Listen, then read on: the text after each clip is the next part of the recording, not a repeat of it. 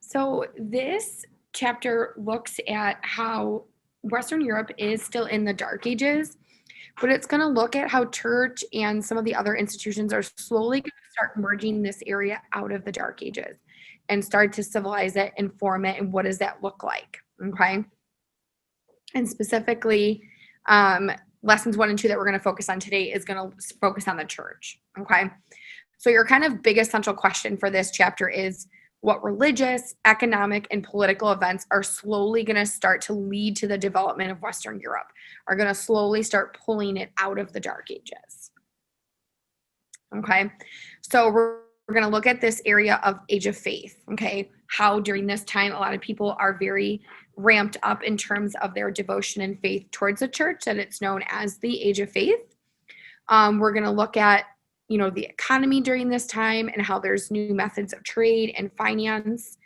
And then we're going to also look at how the Crusades are going to leave some lasting effects on Europe, both positive and negative. So during this time, right, what we know as the Dark Ages, we know there's a lot of upheaval, right? A lot of loss of life, a lot of conflicts, invasions, wars. It's an unstable time, it's an unstable time to live there. It's not safe. We have peasants, with, the hardships of life.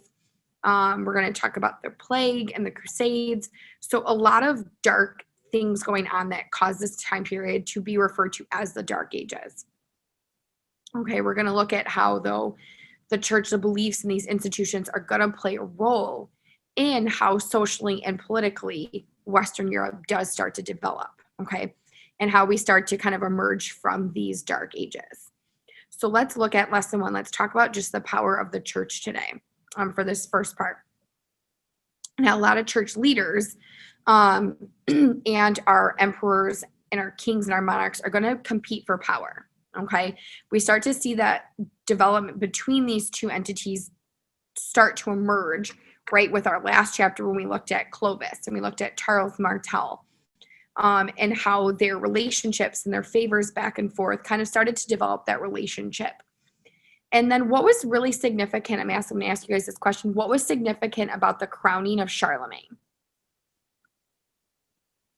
What was kind of significant about that? The Pope crowned him Emperor.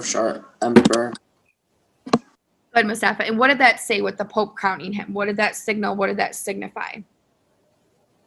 It signified their relationship and how that the church and the government could become one. Good, Tristan, yes. And not only one, but Tristan, if I'd ask you this question, who in that moment is signifying they have greater power over the other? The Pope is giving Charlemagne absolute power. Yes.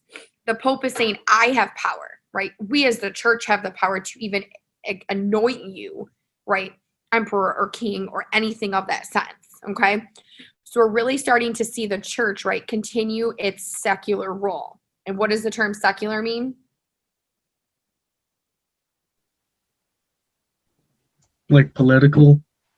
Yes, Nick Stromberg, yes, political, right? Going beyond just a spiritual, right, getting involved in politics, getting involved in economy and finance and war, what we're going to see today, okay? So these tensions are growing, okay, between these two forces as they're kind of competing for power. And what does that look like, okay? So the crowning of Charlemagne was the church's attempt to influence not only the church, but also political matters, okay? In a perfect world, in a harmonious world, the church would know its duties and stay in its, realm, and the emperors would know what its duty and it would stay in its realm and it would work perfectly. But, right, when we have two people that are competing for power, does it work? No, there's constantly disagreements. That's the reality. That's life, okay? That's going to lead to some power, to some issues. Structure-wise, right, the church we've seen is structured very similar to that of a social status, right? Structure is in different ranks of the clergy, okay? With your pope at the top, right? And then you have your bishops and then your priests. And that kind of the power funnels through them that way. So that is signifying, right, to society that we have order, we have structure. When the rest of your world does not, we do. So people are kind of aligning with that. They like the structure of the church. They like that organization, right? They like that it's unifying them. What are your questions on your last quiz? I asked you that, what role did the church start playing? And some of you said it was a unifying one. Some of you said education. Some of you said that it grew into politics. All of those answers are correct, okay? People are sharing in these beliefs together, so it's bonding them together. The church is stable, right? When everything around you is in warfare and turmoil, the church is not. It's that kind of beacon of hope. It's that sense of that's not changing, okay? But with the church growing in terms of what it's getting involved with politics, it's going to have some problems, okay? Some priests are not going to stay as devoted to what they should, okay? The church also kind of has this unified set of beliefs and rituals and the canon law, right? It's this body of laws that are governing the religious practices of a church. So when I don't have a government, right, there is no government during this time, the church does have kind of somewhat of that sense of authority. So those people that do like to have someone or something to listen to follow, to give order, they're going to fall into this, okay? Popes are going to have a lot of political power over not only the emperors and the rulers, but also their subjects, right? They're going to be able to threaten excommunication. I'm going to ban you from the church if you don't follow what I need to follow, okay? I'm going to deny you salvation. I'm going to deny you heaven, okay? So people are going to fall in line. They're going to do what they need to do. And kings and emperors are going to be expected by the Pope to obey his command. So what about the rest of lesson 1? The reason I don't have you guys read and take notes is it goes into a lot of specific details that I just feel like cloud the overall, what I want you to get from this. So what I essentially want you guys to write down is just the fact that when the Pope crowned Charlemagne, right, it's setting the stage for future conflicts, okay?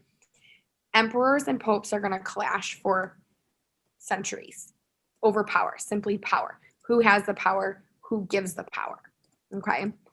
The church is not going to be happy that kings have technically control over clergy in their kingdom. Okay. When you do that, you're taking away power from them, and they don't like that. They're also going to resent the fact that kings can appoint church officials, kings and nobles. Okay. And they don't do it out of the goodness of their heart. They do it for allegiance. They do it to assert their power for financial gain. Okay. The church kind of felt that kings and nobles shouldn't have that power. You should not be able to anoint anyone in our leaders, right? In our political and our power structure. That's a conflict of interest there. So with your empire still in array, it's very hard to unify or kind of unite all of these smaller little kingdoms because everyone's kind of struggling for power. They're struggling within themselves. They're struggling with the church. And it's going to lead to future kind of wars and problems and struggles and tensions. And as much as you try to kind of establish a strong central authority, you're going to combat that with what the Pope and what the Catholic Church is doing during this time. So take a minute. Let me put this slide back up for a minute for you if you guys need to fill in anything. You don't need to go word for word. Pull out the main things. Do you guys have any questions so far?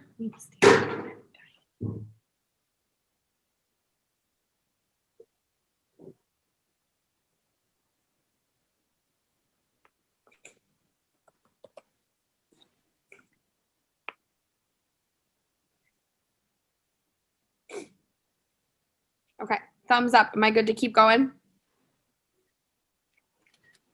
Okay, remember these are on Schoology, so if you do need to come back to them, you are more than welcome to come back to them after. So as the church is becoming involved with things beyond churchly affairs, and kind of getting involved with the struggle for power, they're not going to make always the best decisions. Maybe they're going to become too focused on power. And it's going to lead to some corruption in the church to the point where the church is going to have to do some reforming. They're going to have to make some changes. Okay. So during this heightened kind of sense, this age of faith, okay, people are kind of revived in this sense of hope and structure and security that the church is giving them. Okay. they're hyped on religion. They have this renewing faith. There is this idea of salvation. And these new orders, these new religious orders that are going to come out during this time are not only going to kind of reform any of the corruption in the church and strengthen people's kind of belief in it, is it's also going to have them believe so much into the church that they're going to be willing to go to war for the church. And that's what we're going to look at also is this, the Crusades. So during this age of faith, right, we talked about in the last chapter, we have our monasteries are still going to lead kind of this revival. They're still going to be that beacon of the most religious communities. Reformers, however, want to make sure that they're strengthening the foundation of the Catholic Church during this time and the principles of the Christian religion, making sure that people are kind of still influenced by their devotion. They know that you have to be reverent to God, and that the Pope and the church officials are kind of the end-all be-all for terms of power and authority. So it's really just establishing this, what we call the age of faith, regardless that it falls into technically the dark ages. So some of those problems in the church are you have priests with questionable morals, okay? Church officials carry more about feudal power. Hi. Absolutely. Counseling, getting ready for our seniors coming in tomorrow as they take their SATs. So you have church officials that have just questionable morals during this time. Stace, if you need any other markers. You're welcome. Okay. Sorry about that, guys. Questionable morals, they're caring more about power, okay, than they are about their religious obligations. You have priests that are married, that have families. Some of them are drinking and gambling and being involved in things that are not morally what they should be doing during this time, okay? And if you have your leaders that are not following kind of their devotion, you could see how that might, right, establish some doubt in the church. So the reformers, right, people who are trying to reform, make change, make things better, are going to look at all of the problems and say, okay, these are the three main things, though, that we can focus and we can fix right now.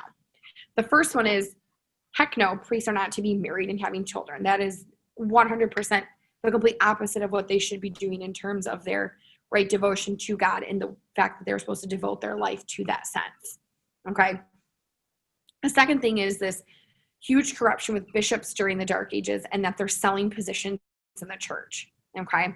So I could be like, oh, hey, Tristan, if you do this favor for me and swear your allegiance and, you know, pay me some money, I'm going to give you a position in the church. That is so immoral. The church is like, you cannot be doing this. It's bribery, okay? That is caring more about power than the church. And then taking that one step farther, they're also going to kind of instill this law that kings also cannot appoint church bishops or any church officials during this time.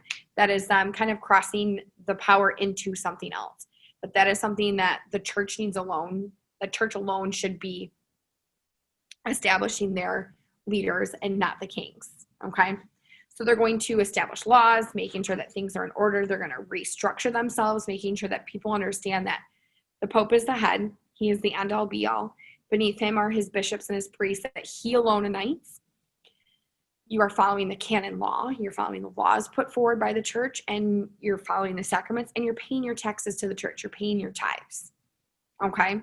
The orders that they put in place to make sure those things are happening are friars, okay? So similar to monks, except they're allowed to kind of travel and preach and spread the word. And then women also kind of join the religious communities during this time known as nuns. Does anyone know the name of the religious communities that nuns lived in? Monasteries, right? Well, no, monasteries Convent. are for monks. Convent. Yes. Convent. First hour, someone said it was a nunastery. Wouldn't that be fun? No. Come on, that's funny. You guys can laugh. Cathedrals during this time take an increase in terms of being built to this like extravagant size and structure and beauty. Okay, a style of architecture comes out during this time known as the Gothic style of architecture. Okay, where you have high vaults, stained glass windows, flying buttresses, pointed arches, tall kind of spirals, all of these things that are kind of that grand-esque appeal of churches during this time really expands as the church has this new spirit. They have more money, they're growing in wealth, that they're going to take advantage of that and continue to build up their cathedrals during this time. So with all of this age of faith, okay, you have your reformers strengthening things, making sure that your society knows that, the church is doing the good thing, they're following the rules, they're reforming where they need to reform. That when the Byzantine emperor calls up on the Pope to help with a situation, people are going to be willing to go to war for the church. Okay, so the Byzantine emperor calls up Pope Urban II, so Pope during this time, and basically writes him a letter for help. Okay, these Muslim Turks that have taken over the Holy Land are also starting to threaten Constantinople. Okay, and that is where the capital of the Eastern, right, Orthodox Church is. And he asks help. He goes, "I need help. I'm stuck. I don't know what else to do."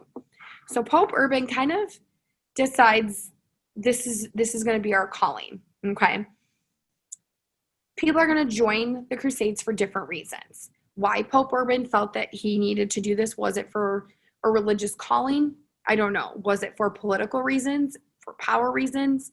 The fact that if he was the Pope to reunite these two churches, his legacy would be like reinstilled and kind of forever instilled? I don't know. Okay, but all I know is that the Crusades inspired, and they not only left from Rome, they left from all over Europe. People felt a calling.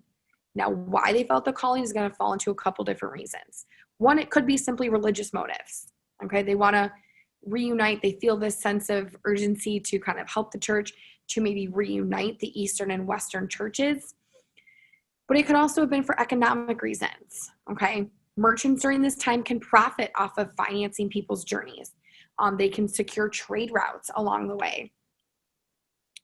Socially, think about it of social status. If you were the younger son and you knew you weren't going to inherit your dad's land, but if you went and were successful in this war, right, it was common for them to be rewarded with land.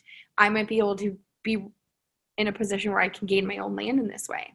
Okay, politically, kings and church, the king and the kings and church and the church saw this alliance as a sense of power moving forward.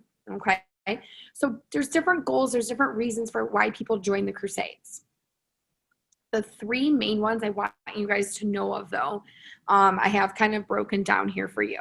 Okay, the first one was the first one. Obviously, I just said that. Sorry.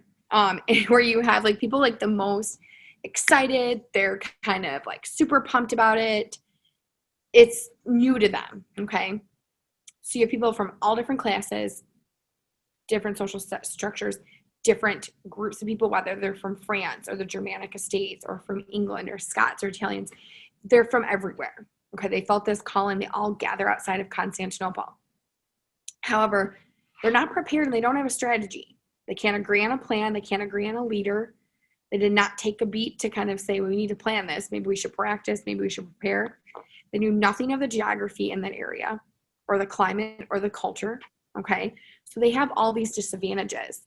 So after 2 years of fighting, they won this tiny strip of land north of the Holy Lands, which they were fighting to kind of regain control of.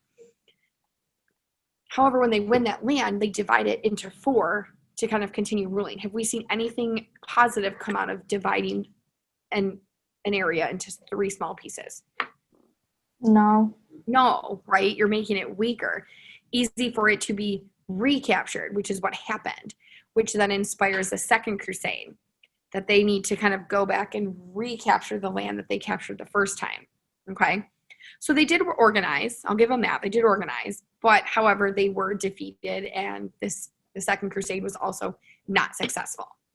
Okay, the Third Crusade was kind of this reinstallation of like faith and hope that we can do this, power.